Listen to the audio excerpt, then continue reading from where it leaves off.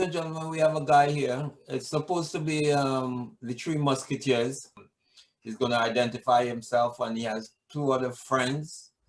They were teammates, and they also were three players that were part of the Caribbean Stars Championship team of the indoor season in 1996. So introduce yourself and give me a bit of your background. All right. So my name is Bayete Smith. Around the way, I'm also known as Young Skedron after my father, Patrick Skedron Smith. My parents are Jamaican Chinese descent. I grew up around soccer with Skedron from the Antrim days all the way up through to Magic, where he was the founding member of Magic and the first player coach of Magic, as well as one of the founding members of Antrim. From the time I was able to defend myself a little bit more, protect myself a little bit more, around 6 years old, I was on the field with my dad from that day on. So even when I moved on to playing club soccer I started later than most other kids playing club soccer. I didn't play till 10 years old, played house league, and my dad noticed all the different ways I moved and different things I did based on the guys from Antrim that I was always around. Right, Bully, also known as Orville, Jimmy Lawson, Junior Groves, Winston Barrett, just all these types of guys just made me kind of mesh into one type of player, and it was a blessing to be around all those guys from younger days. So Okay. below, Yeah, this is how the three Musketeers operate. Just as he was going to explain how they met. Maybe they set it up this way. I don't know, but it's kind of coincidence. Warren, can you hear me? No problem. Okay. This is Warren here, and there's another guy in the background in darkness or something there. I don't know what's going on with the other guy. The third Musketeer. What's going on with you? What type of high-tech 3D? What's going on? Not much. Child. Fun. This is just my virtual background. I do so many silly calls for work all the time, and the whole house is behind me. So I'm in my living room. So everybody walking back and forth. So I had to pull up a virtual background. I don't have Old Trafford like my boy over here, and I don't have all of those the incredible background that you got. So I got to make my own. Okay, so then give me a formal introduction to that and let you guys formally introduce yourself. After you, we're gonna get Elvis. So Warren Ali, born and raised in Toronto, grew up East End of Scarborough, right by Albert Campbell, near Malvern area, Agent Court. So spent my whole life here. My father, he's from Trinidad, so coming here, he knew nothing about hockey or any of them sports, and all of his friends were from back home. So pretty much all of my sporting life and my extracurricular life that was in school was in some way, shape, or form connected with the whole West Indian community. I mean, I eventually learned to play hockey because he said, well, you got to play hockey because every other Canadian kid does. But he knows how to roller skate. So soccer and football has always been close and dear to my heart. Okay, it's the third Musketeer now. Could you introduce yourself to the public here now? The public will want to know where you get that name from. So The best for last, I see. I'll go with that, huh? They always say make an entrance, but I guess I'm making a fool of myself. So these two would attest to that I'm the big clown. So thank you for putting Web together. For those of you that don't know, that's WEB. And Midge seems to have something magic to get us three here together. I really do appreciate that. It was Jailhouse Rock or Blue Suede Shoes, but I've heard it all because of Elvis, and my dad was a fan. I'll give him that for sure. Or maybe just want jokes to follow me left, right, and center. But Elvis Thomas, born and raised, my parents are from Grenada, Spice Island. Half my mom's side is from Trinidad and Tobago. So we cover both. All right, but that's where we came from. My mom actually went to England in '69, I believe, and she actually did her nursing over there. And then when she was done, she moved to Canada, and that's where my dad and her came and got here in about 1972, when we were on Greenwood and Danforth Avenue. My older brothers were born in Grenada. I was born in Toronto, and I got into soccer through the church leagues, and I started when I was 3 years old because my brothers were older, and that's kind of where it started for me. So now we're back to the general here now, Mr. Bayete Smith. Mr. Smith, could you tell me, seeing that this is a package, maybe I'll start with you now. How did you meet first to begin? Because meeting doesn't mean to say you're close. You still have to figure it out, because I can see a difference in personalities. So how did this whole thing unfold? Well, as Warren had alluded to earlier on when we were talking before this, Warren and I, from what he recalls, I don't remember it, but from what he recalls, we had met each other when Irie had a little youth tournament way back in the day down at Don Mills in Eglinton at Flemington Park. And then, of course, we ended up playing against each other in club soccer as well. He was with Wexford, I was with Gilwood. And from there, you know, we just started kind of talking and hanging out. And then I ended up in high school. And when we were playing, Elvis ended up playing with Wexford as well, but not till later. And I would hear this name, you know, oh, come on, Elvis, come on, Elvis. And I'm like, who's this little guy? Because he wasn't the tallest of players, but he was quick. So people were always yelling, who's Elvis, Elvis, Elvis.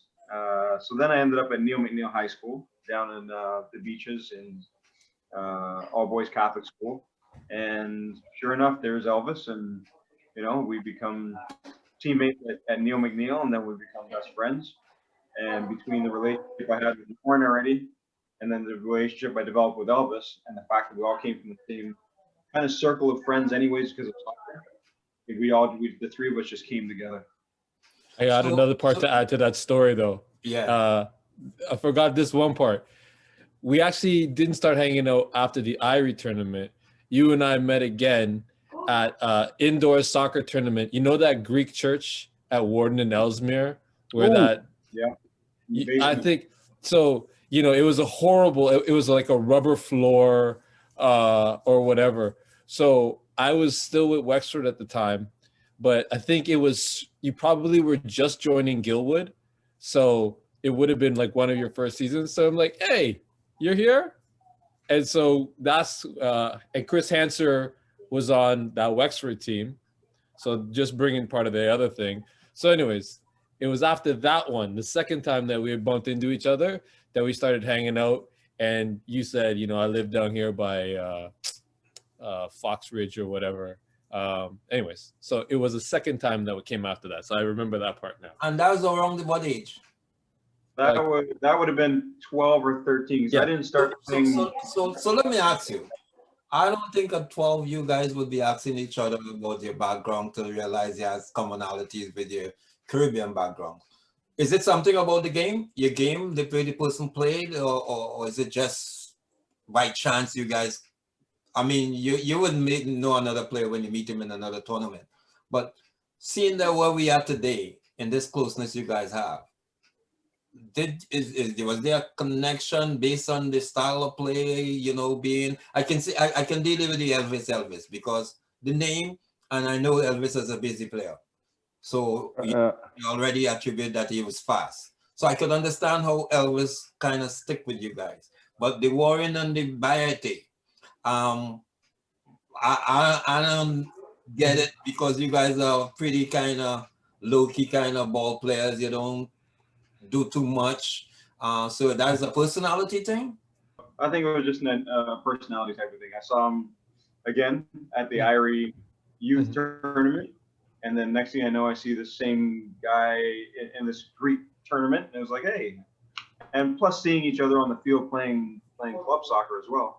Mm-hmm. It just one of those things, you know, you never know who you sit and talk with, who you're going to mesh with, and who you're going to become friends with. I think it was a mutual respect thing too. Well, with Elvis now, this is the easy part. Busy, speed, name, have a certain ring to it. So Elvis, it was up to you now to hold on to these guys because obviously you have a kind of magnet. It's like if they're playing against you, they know who you are, and if they're your friends, they will scrutinize because now you will be getting attention to. How did that work for you? I think it was kind of an unspoken thing in terms of those guys were always on the strong, dominant teams. Gilwood, Wexford, these teams were always strong. And I was kind of maybe one of those players that maybe for whatever reason, maybe because I was speedy, maybe because of the name, but they probably caught my eye, however that may go. When we got to school, there was a mutual respect amongst us, obviously, as competitors. When we got to high school, that was something that grew because Bayete, correct me if I'm wrong, was at one point Lieberman for a couple weeks, didn't like it, and then came back to Neil McNeil. Started at Neil, went to Lieberman, Francis Lieberman, and then came back to Neil McNeil. And from there, it just grew in terms of our soccer, having classes together. The 4 years that we spent, actually I spent 5 years there at Neil McNeil, and we had 5 TDC championships that we won through high school. Neil McNeil was a soccer powerhouse. Even when we came in 1986, they were OFSA champions without us. So they had won it in 1986 with like Haddad and Steve Jensen and like Louis Bent. What do you think breed that winning because they went there? Well, I think also it's the mentality, but there was a lot of talent that went through. Again, Neil McNeil, an all-boys school. Athletics was a big part of it.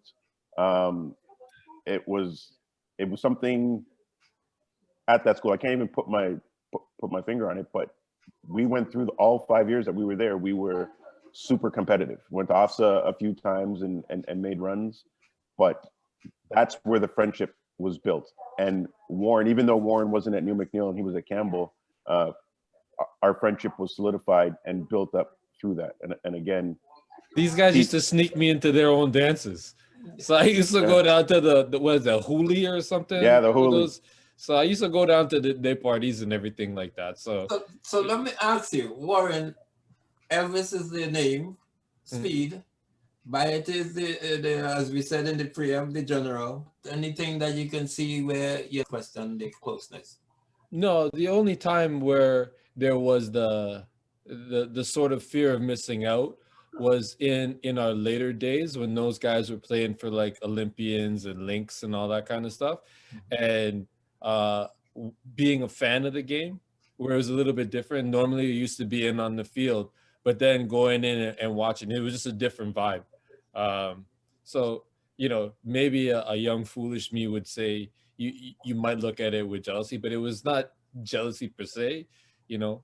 But Elvis talks about I was always on the team. If we were playing Elvis's team and we would win 5-1 or 5-2, sure as hell, this guy's scoring at least 2 of the goals and making our lives hell. It's just like, how is he doing this all by himself? So, you know, he always stood out no matter what, which is why you wonder why he was going from team to team, is because he grew up in an area of the city where they just didn't have a lot of talent. So talent always rises to the top. It just takes people to notice, and people always notice him. So no question. And of course, having the name Elvis from when we used to sit with Mr. Thomas, it'd be like, come on. All of his brothers have regular people names, but this kid got Elvis, the king. Come on. And the reason why I threw that question in, because Bayete mentioned the age 12. And I know 12, you're vulnerable. You don't have the leverage to read things. You know, you kind of have a little selfish streak and stuff. So this end product is unbelievable. Hang on, Midget. Let me jump in right there because I think it's important, and it hasn't been said at all today. But I think the fact that with the soccer and the passion and the whole 9 yards, I think the common denominator is our parents. I think our parents raised us a certain way. I think our parents, Jamaican, Trinidadian, German, China, Grenada, I think our parents had a certain upbringing that they instilled upon us. Then you add soccer into the mix. I think that was really important. And I think a lot of credit goes to our parents, because even Bayete's parents, Warren's parents, I call them Mumsy and Pops. I call them Mom and Dad. So And I think they look at us as three sons, as three brothers. And it was just instant. There was no jealousy or fakeness or I'm going here and he's going there, or me and Bayete are off to school, or Warren's going to Western and then he's back at U of T and he's doing this. I think we were all champions and supporters of each other and bringing each other up and raising each other up and not putting each other down. It wasn't about that. And even now when you talk about it, I look at the things that Warren's doing at his workplace, absolutely amazing, right? And he would never say that about himself, but he's doing groundbreaking things. And Bayete and myself as educators, we're doing something we love to do. For us, it's not work. Like, we love to impact the younger generation. And I think the soccer, the education part, our upbringing, and things that we want to leave upon them, that footprint, we're going to leave it with our families. But our parents have a huge, huge part in that. So bless their hearts and souls for that. Well, ladies, I'm assuming you guys come up with who your leader is in the group. Oh, Bayete for question. Yes. No question. All right. Bayete, no question. Let's get to the where I met you guys now. I can understand you guys meet each other and everything else. Malvern League. First I ever heard about Elvis, you know, magic of these guys there, you know, they're really good guys, you know, that guy named Elvis. Who played in Magic first? Or did all you guys play in Magic at the same time? Well, I mean, Elvis was away at school, or away playing with the Connecticut Wolves at that time when Warren and I played for Magic. But of course, when I went to Magic, I was already known there. I mean, Jimmy Lawson, Diver, Kiddo, Bunny, Randy, Winston Barrett, all those guys, they all knew me already. So I was already a part of that family. But Warren was also always around me. So whenever my dad was playing, Warren was right there with me watching Magic play. So they already knew Warren. So how you get Kemboro? How did Kemboro form? What was Kemboro? I think there's some guys that we knew wanted us to come and play, so we came and played.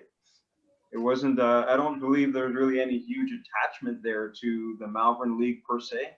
I think it was us wanting to play soccer with some quality soccer players that were our friends, and that was the beauty of our group, is that the group of friends that we had were so strong as individuals, but they were also fantastic soccer players. So to hang out with them, to play with them, both aspects of it were absolute joy. So when it came to the Malvern League in Kemboro, it was just a natural transition to go play with another team to get more soccer in, because that's just what we did in those days. You played on 3-4 different teams. Did Elvis play? And I think I can say this, Midget. Did Elvis play? Did you play in the Kemboro team? I don't think I played in the Kemboro team because I think I was away. But where I did play was, and this was Bayete's dad, Skedron, the ties to Jamaica and St. George's. They had the St. George's tournaments, and it was older guys. We were young. We were like probably 18, 19, 20 years old, give or take a few years here or there. But when we went and played in these tournaments, these were grown men we were playing against. And the three of us stood out in these tournaments. Warren with his speed, Bayete running things in the midfield, Bayete putting through balls to me, and us finishing scoring goals and destroying. And these guys, these big men were like, who are these guys? Like, where are these guys coming from? And I always remember a story that Skedron would tell. One of his buddies was in net or something like that. Bayete gave me a through ball, and I think I was 30 yards out still. And instead of dribbling in, I took a shot. And the guy said the ball came at him like it was a missile coming out of whatever. And he swore if he put his hand there, probably would have broke his hand. And these guys were just like, how are these young kids? How can these guys play so good? And again, when you talk about us intrinsically knowing where each other was on the field, whether it was Warren with an overlap run or Bayete with a through ball, or him playing to me and the defender figuring out me, I could just lay it off to Bayete. There were so many different options and outlets that we had.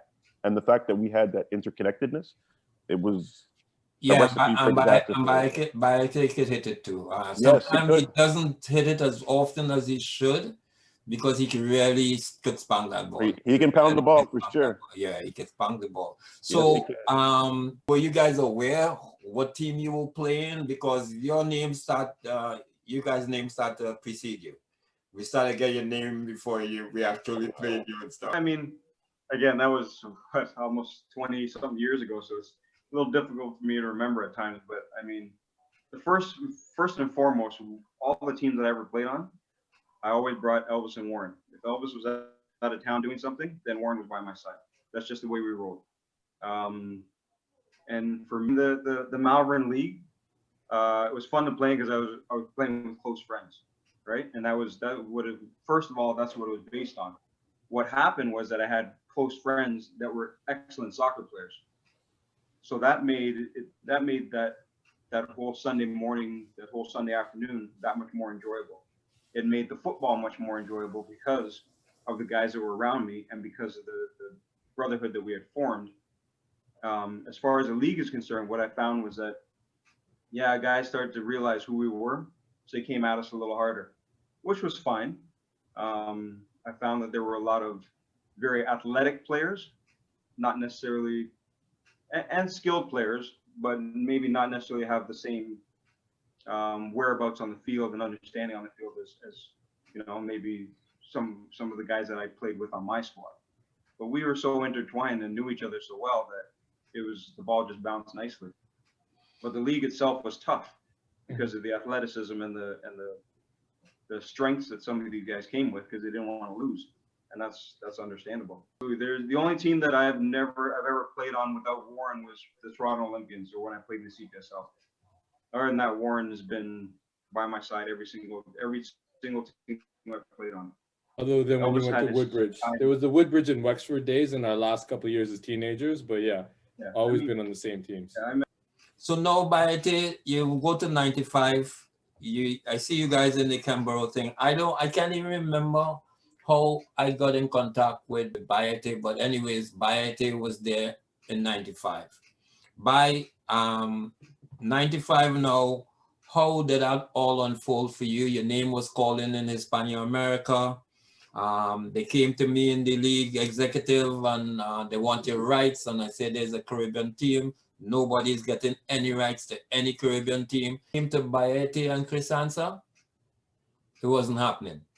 I wasn't relinquishing those rights at all. So Bayete, what was this connection with Hispano-America? And I'm kind of glad that you made the decision to stay with us because you had a choice there. You didn't have to play. You wasn't going to play for anybody else against us. So what and how you liked being around that 95 squad? My only connection, because again, I was away at school. So when I came back from school in 95, I was down at Florida International down in Miami. When I came back in 95, things had changed. And really my connection, I already knew most of the Caribbean Stars guys, but any connection I would have had to Hispo America was because of Chris Hanser, because he was here and he knew all those players and so on and so forth. So in those days, I was quite close with Chris. Not that I was close with Elvis and Warren, of course, but soccer-wise, and at least for those couple of years, I was quite close with him.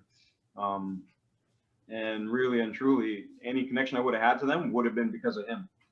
But in my heart of hearts, I knew where I wanted to stay. I mean, you think about it was fantastic. It was fantastic, and to be a part of that squad, I definitely wouldn't have gone to Hispo America. I think one of the moments that stood out for me was there was a coach that I played for. Hopefully you know who he is. And what he had said to me after the outdoor season was done, he said, you know what, you're a very, very good player as well, and you have all the same qualities as Hanser.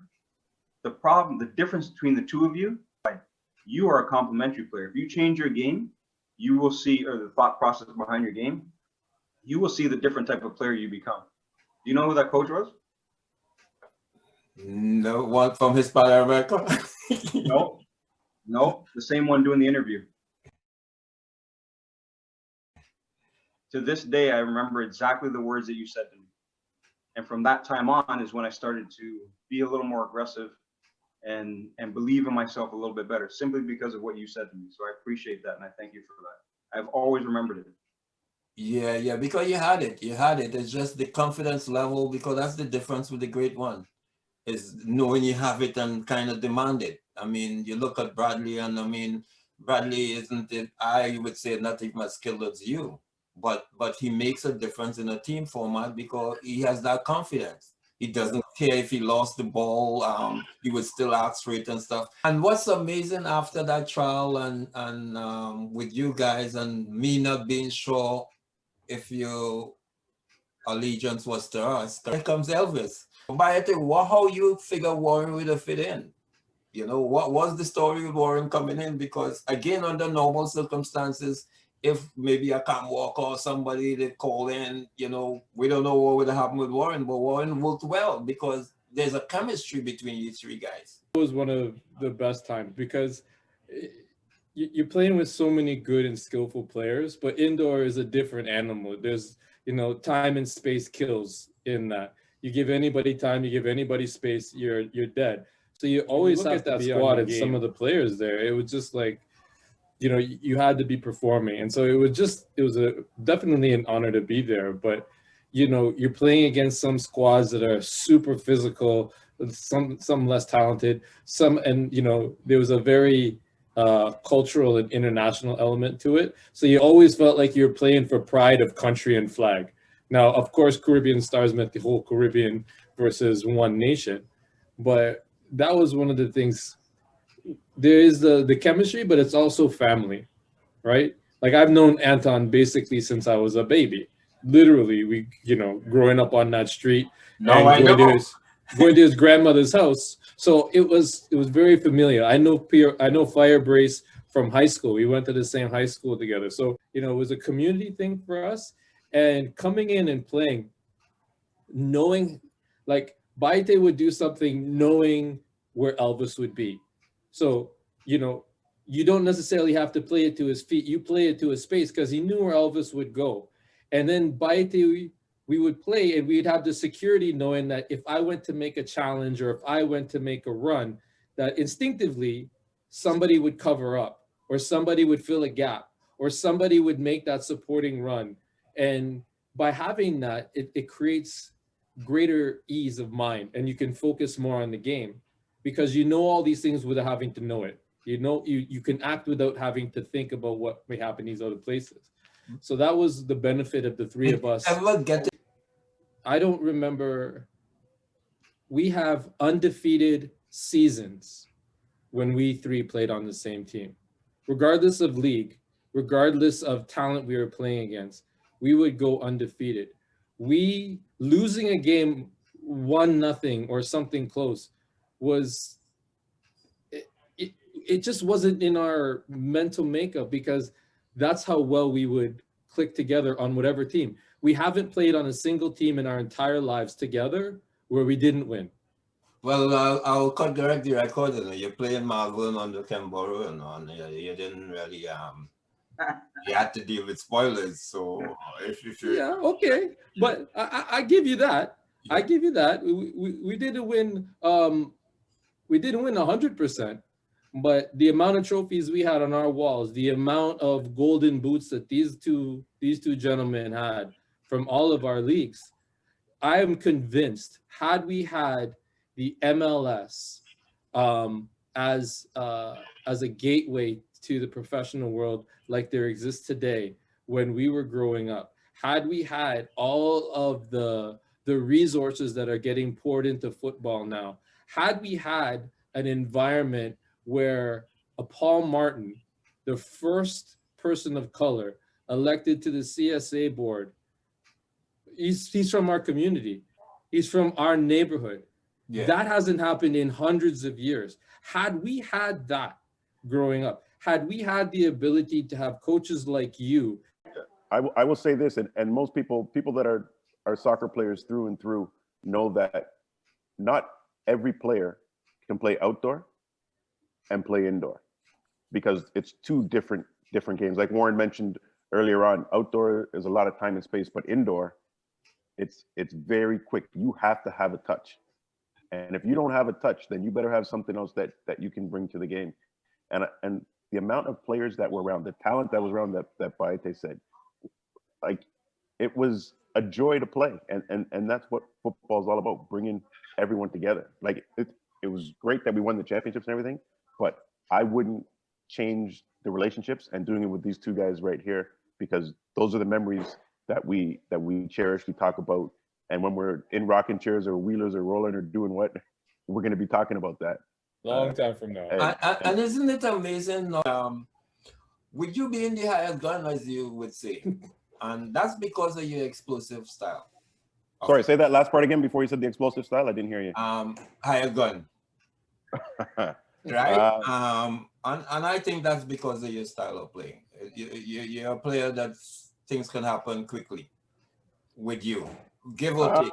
How, based on you being in demand so much, how did you still hold on to Bayete and Warren? I mean, because for my little 2 cents, it seemed like you could have easily break away from them, getting all these attention from different places and different teams. At the end of the day, it's not about me. It's about us as a group. I think we keep each other grounded. You said we're three strong-minded individuals, but we all come with our individual characteristics, shall we say. Bayete is the general. He's always been the social piece, bringing everyone together for sure, 100% on the field, off the field, smooth operator, they call him. Running the midfield or running the clubs or wherever we're at, he's the one there. Warren is the brains. Warren is the brains. He is the master plan. He could talk you to death. You could ask a couple Metro Police, they'll tell you about that as well too. But Warren definitely is the brains that keeps us grounded. I guess I'm just, I don't know if you want to call me maybe the muscle, but it might be fat now, so I don't know. But no, it definitely, I agree with everything that Warren said on that front. In terms of breaking away, it wasn't about breaking away. It's always been something, whether me and Bayete are in the States at school and Warren was here, there was just that genuine brotherhood, the football, our parents with the Caribbean background, that love, that passion for soccer that always brought us together. And it was more than just the soccer. It definitely. But Elvis, to be fair, I mean, we always had a common bond and play in certain teams together, but we did have opportunities to do different things. I mean, there's only one of us here with a Gold Cup ring. And that's Boogie. And that's Bayete, right? No, Elvis. Well, I see Bayete have on a Canada jersey. Yes. But you know what I mean? Yeah. Look. That's my jersey that I gave him. See? Oh, hold on a second. You see, now this is where the problem starts. How the hell you have a jersey? I don't have a jersey. How is that possible? I think I lost that by default because I've lost articles of clothing of Bayete, so I had to give him that and kind of. That's another story for another day. Seeing that you introduced that, Warren, which is nice of you because that helps me on topics. Before we shelve that, Elvis. Yeah. How was that experience and how did you get on the team? So let me just say, and that's 2000, right? 99. And that was 2000, 99 into 2000. Yeah. But let me say this.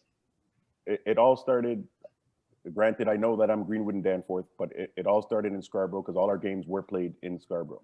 But the amount of talent that is in Scarborough alone could have fielded a Canadian national team and been highly competitive. And I don't say that lightly. I say that with all honesty because I never got put onto the national team until I was 27 years old. 27 years old. And I think I fell into it by luck is what happened. Because I had a season with the Olympians, Davy G was there, and we had a season where I scored, I don't know, probably in the neighborhood of 30 to somewhere between 30 and 35 goals. And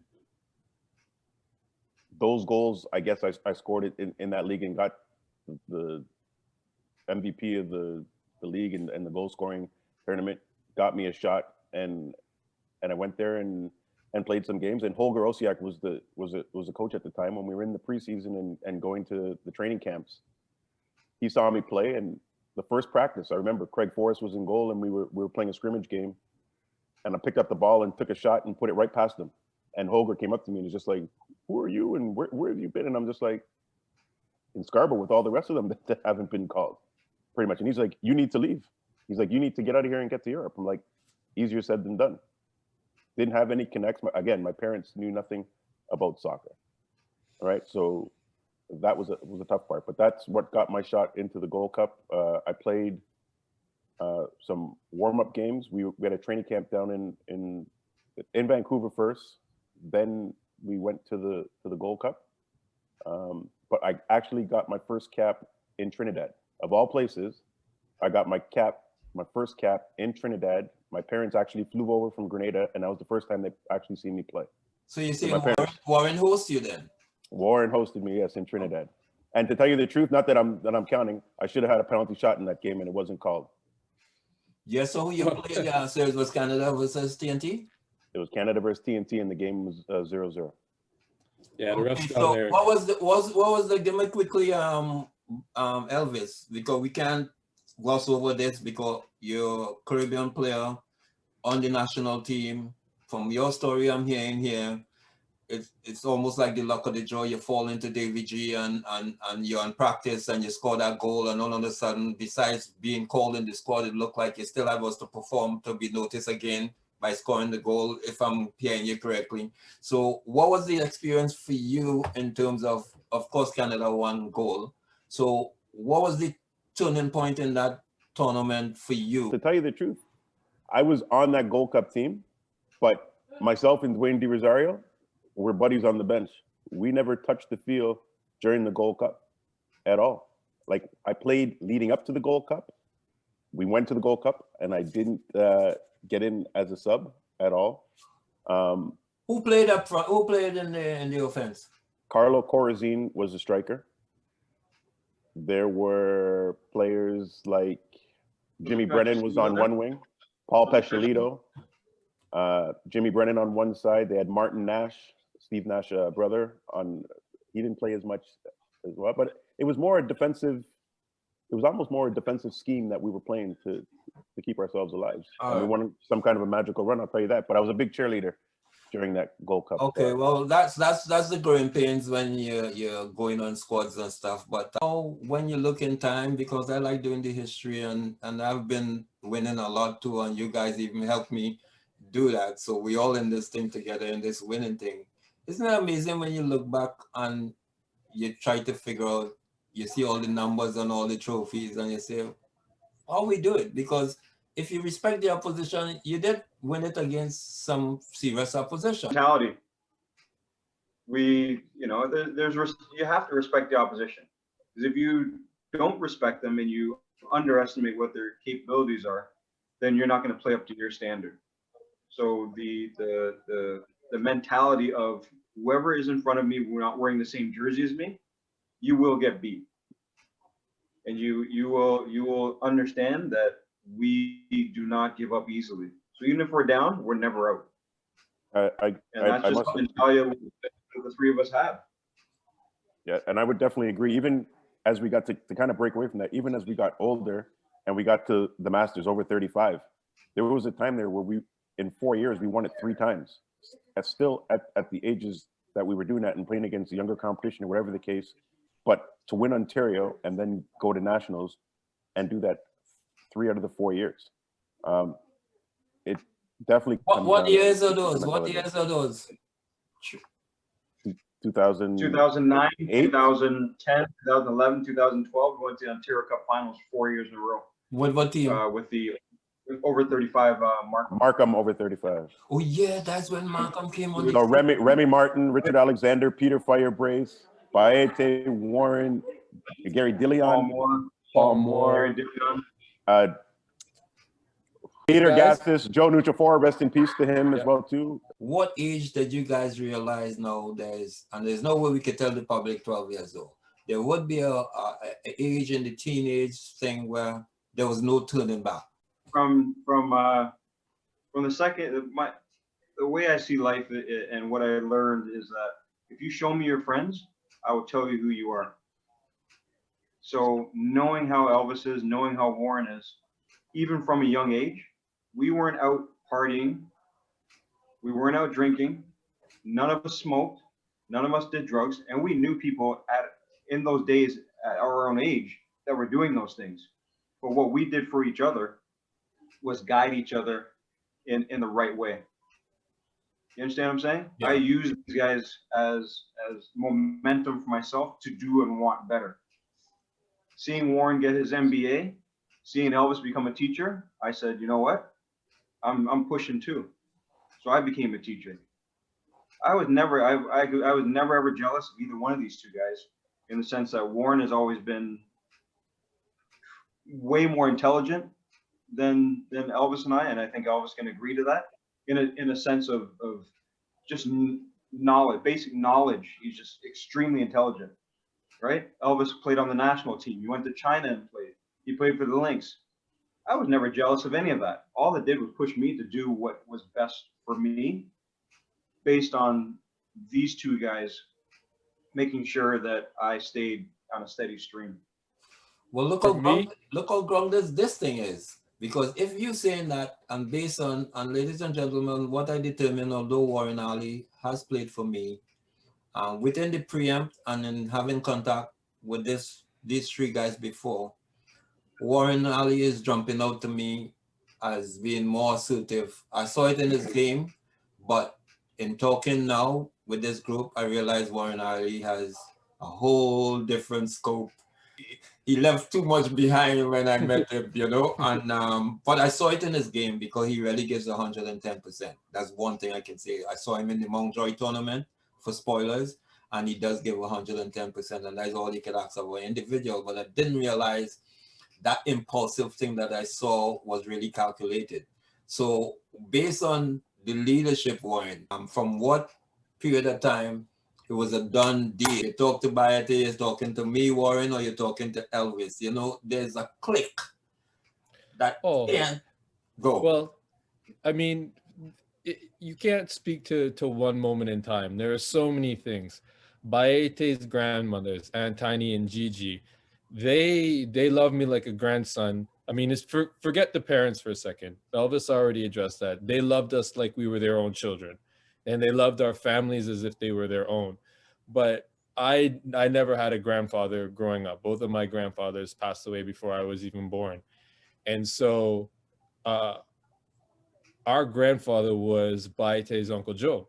So if you know anything about the community, that man loved us in a way that blood didn't matter.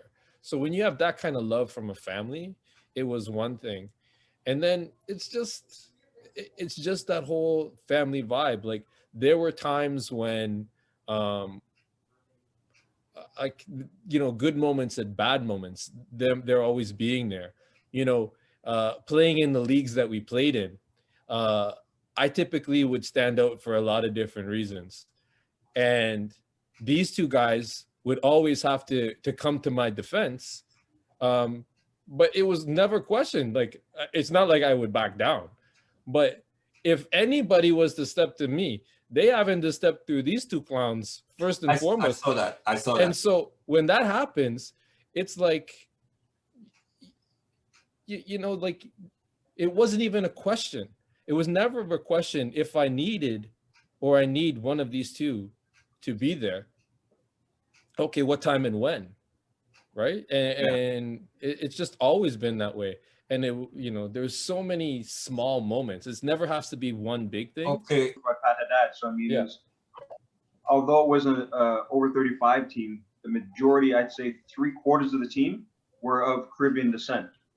Easily. And we all just came together and handled business. And they, you know, for 3 out of the 4 years, we were the best team in Canada. Okay, now that you talk about Caribbean descent, little birdie just tweet.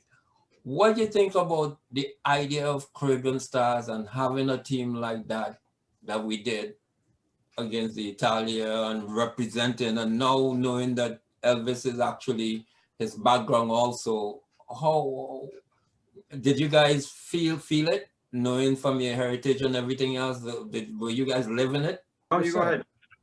Yeah, no, 100%. I mean, it was the Caribbean leagues that brought us together. If it hadn't been for those youth programs, you know, like my dad, when he came here, he didn't know anything about Canadian sports, hockey, baseball, that kind of stuff. He only knew soccer. And it was through that game and through Irie that I got to know Bayete, and then eventually Elvis. It's because of that I got to know Scaro and all them guys too. You you know, so it was very important.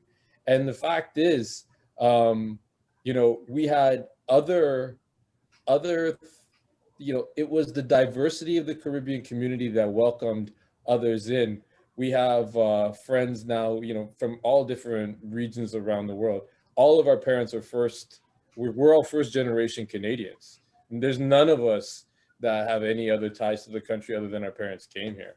And so finding that home, that common area, we didn't have 20, 50, 60 years of history of establishing roots here, right? The reason why we grew up in Scarborough was because that was the only places our parents could afford, right? It was out in the nowhere places. There wasn't anything here. So we had that. And, you know, it was the whole community that was able to come together. It welcomed in other places like where the African communities were much smaller than the Caribbean communities. They still gravitated and found homes there. So it was that welcoming spirit. As I said, we've talked about it, how family it was. It was that. So Warren, just getting to know you better is a joy, because you're a guy, you could even help me with this program, because I didn't know you had political instincts too. Well, we've been blessed. Like I said, because it was always fun and family. I mean, we played at the Jamaica Day over by Earl Bill's, and we played for Bayete's Skedron School, St. George's. I never went there in my life, but can I tell you, some of his alumni, they remember me and they recognize me. These are captains of industry right now, and they remember us from those days. They remember these three stupid kids running around and all of these big men protecting us every time people tried to chop us down, Wayne Morgan and everybody else. So growing up in this community, we've been blessed, and we just have to make sure that the world knows that from the football perspective, in the Caribbean community across Canada, they have such an impact on the world, and we just have to let them know that everybody in Canada has come from somewhere else, except for the Indigenous community. So the things that these guys are contributing right now, some of our friends who are coaching in other places, they're bringing the next generation, and we just got to let people know where their roots are from and how this stuff was born out of these small streets in the savannah off of Nelson Street, where my dad was from in Trinidad. You know, this story coming from new voices, because without it, then there's no real pathway. But I want to say to you guys again, I find you three guys are so unique. But well, again, let me thank you guys. I want to thank you, Warren. I want to thank Bayete. I want to thank Elvis for giving me the time and giving me your views, and stay together. Absolutely. Always. I appreciate it. Yeah. I appreciate it. Thank you, Midgie. All right, take care. Thank you so much. Thank you.